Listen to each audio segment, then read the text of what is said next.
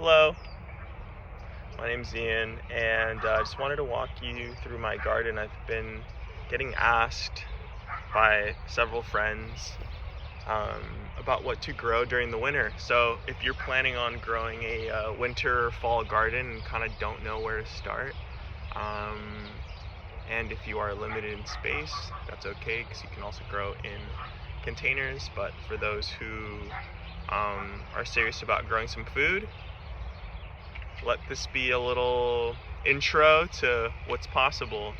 I think food insecurity is a really big issue um, all around the world, and especially here in my community of South LA. And I think making food literacy and food nutrition more available and spreading that knowledge, even just agrarian, urban farming, those kinds of practices, making them more accessible is really important to me. So for those who are interested in growing food, I'll walk you through some of the things that I'm growing, and hopefully you find it informative, maybe fun, maybe interesting a bit.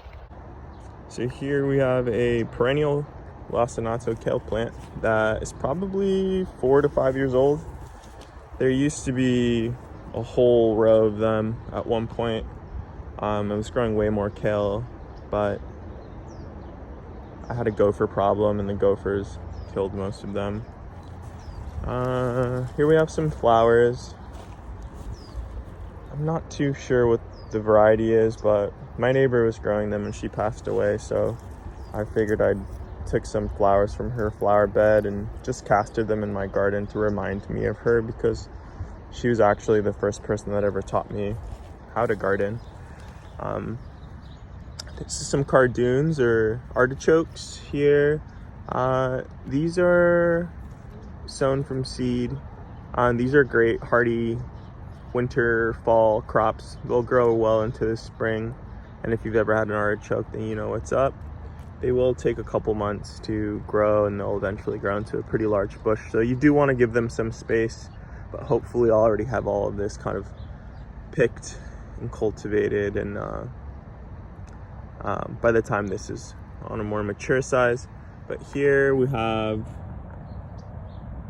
this is some spinach that I've planted from seed, or sowed from seed.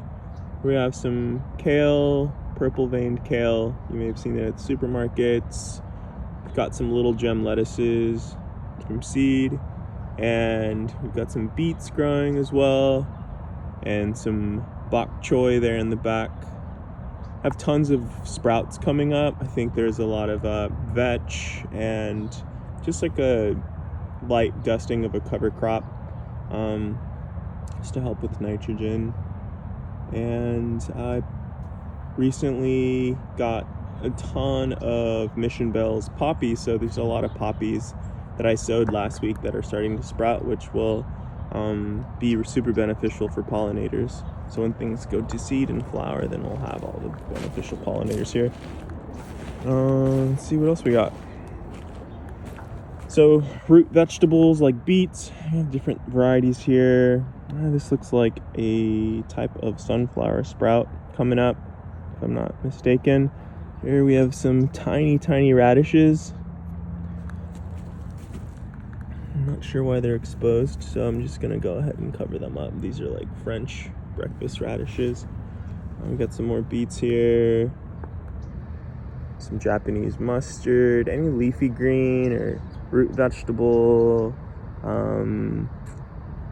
It's gonna do really well right now. We've got some Mizuna, another Japanese kind of herb / leafy green. You can see the other end of the bok choy there. There's some Bull's red beets filled with all those amazing beet antioxidants and pigments that are super good for you. This is my little experimental garlic patch here.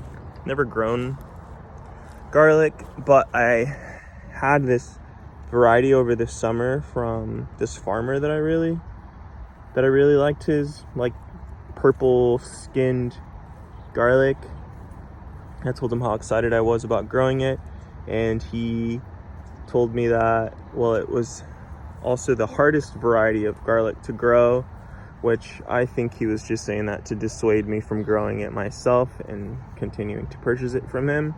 But you know, I totally get that, but not very hard to grow, I'll tell you that. So I feel really proud of myself that this is growing well. So we'll just let this get as big as it possibly can. I'll maybe harvest it in about a month or two and then cure it. Here's some borage.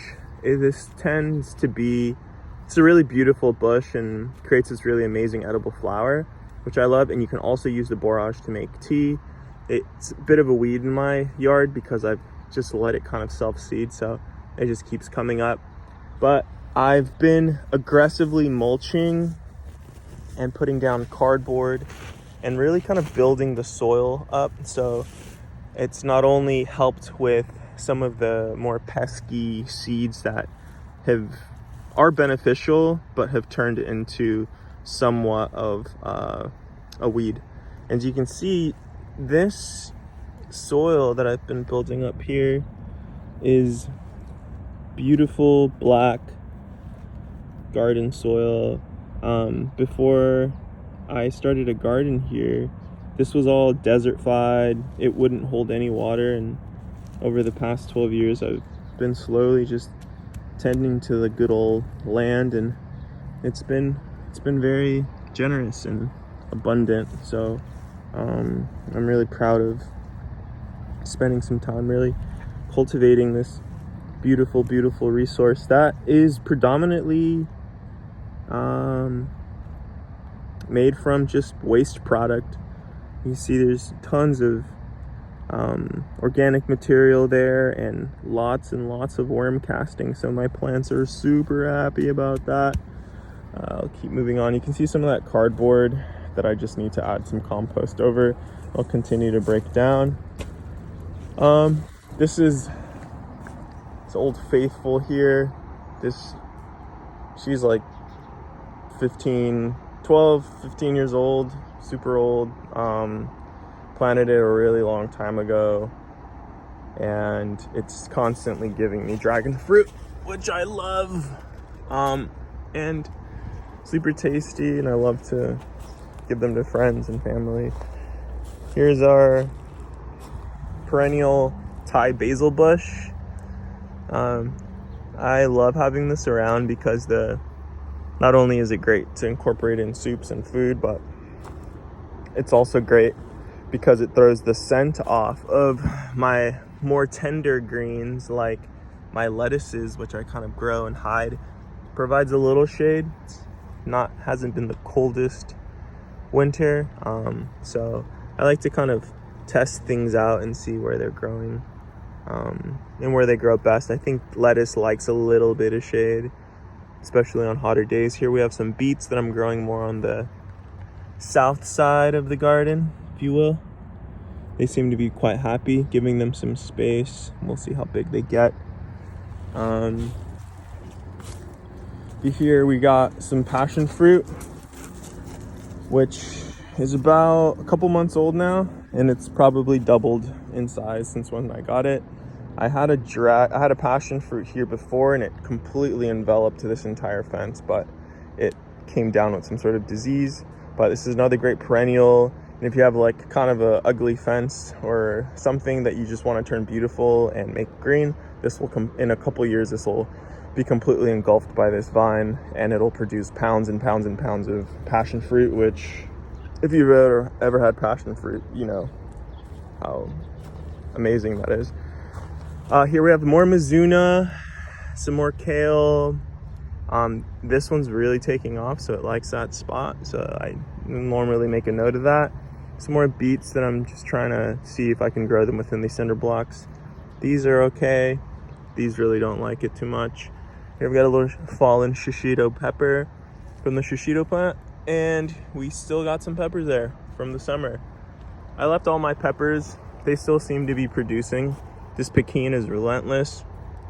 If you've ever had chile Pekin, probably if you're Mexican, your mom or dad or grandparents had this chili around. I like to ferment it and make a fermented Pekin sauce, and then you can even make that and turn that into a marinade if you want. Some shrimp or some veggies with some fermented Pekin hot sauce. Here we have some Anaheim, which you can dry.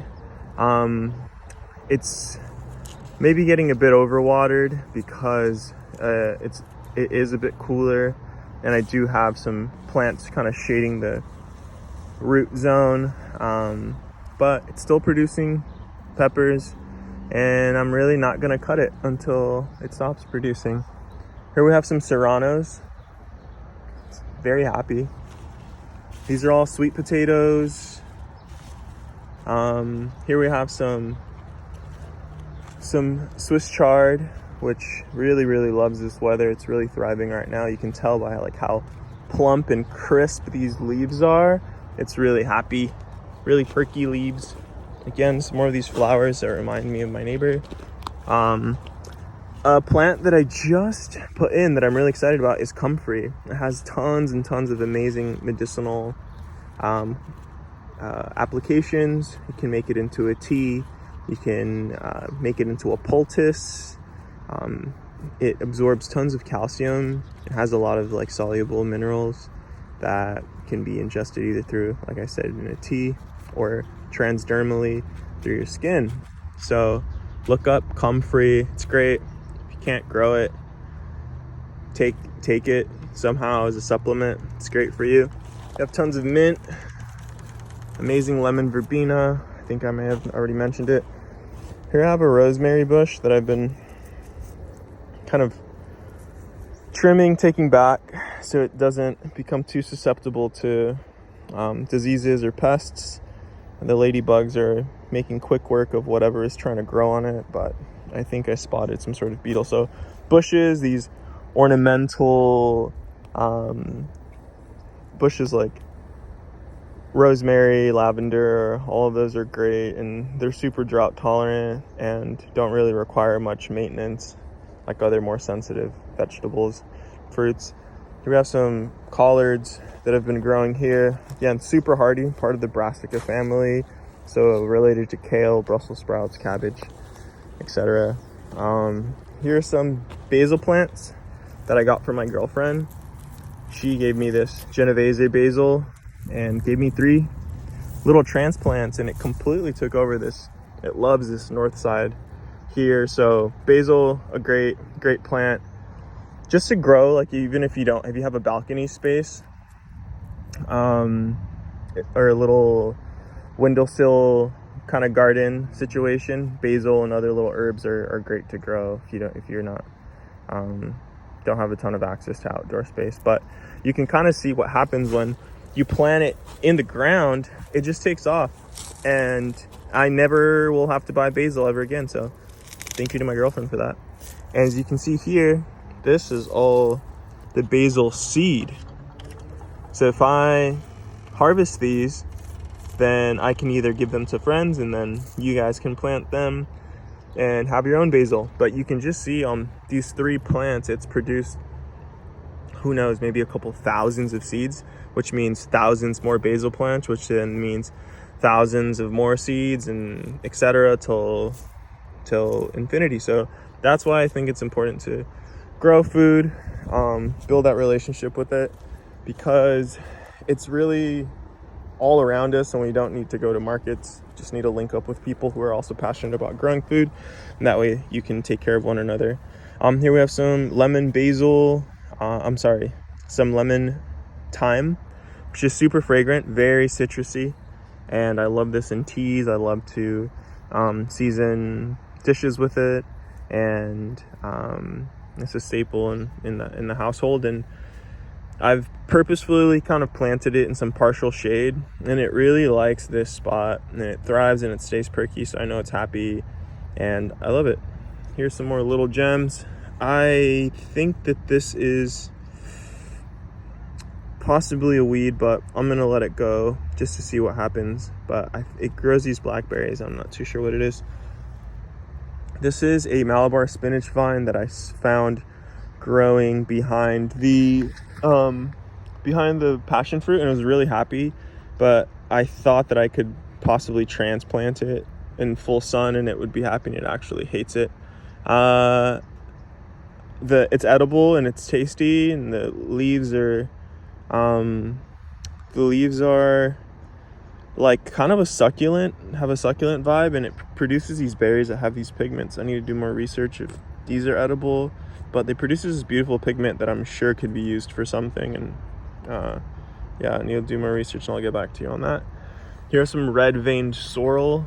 That's great to grow during the winter. You can produce really amazing larger kind of heads of sorrel, and these I can normally pick well into late spring, even early summer.